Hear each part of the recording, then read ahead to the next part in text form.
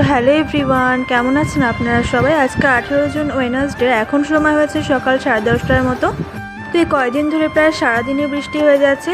তো ঘুম থেকে উঠে আমি ফ্রেশ হয়ে পড়তে বসেছিলাম। আর এখানে আজকে সকালের ব্রেকফাস্টে মা রুটি আর ডিম ভাজা করছিল, তো আমি একটু হেল্প করছিলাম মাকে।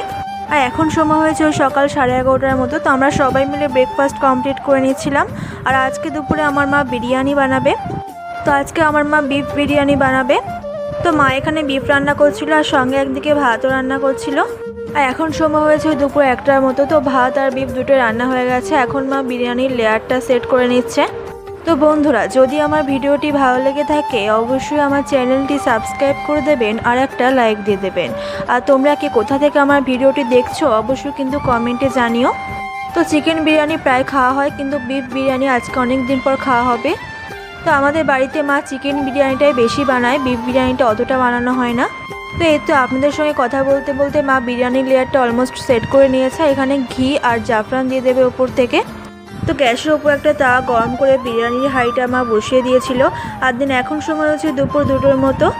তো এখন আমরা সবাই মিলে লাঞ্চটা কমপ্লিট করে নেব। আর সঙ্গে শসা, পেঁয়াজ আর লেবুও নিয়েছি। তো বন্ধুরা, তোমরা কে কে বিরিয়ানি খেতে ভালোবাসো অবশ্যই কমেন্টে জানিও। তো আজকের ভিডিওটি এখানে শেষ।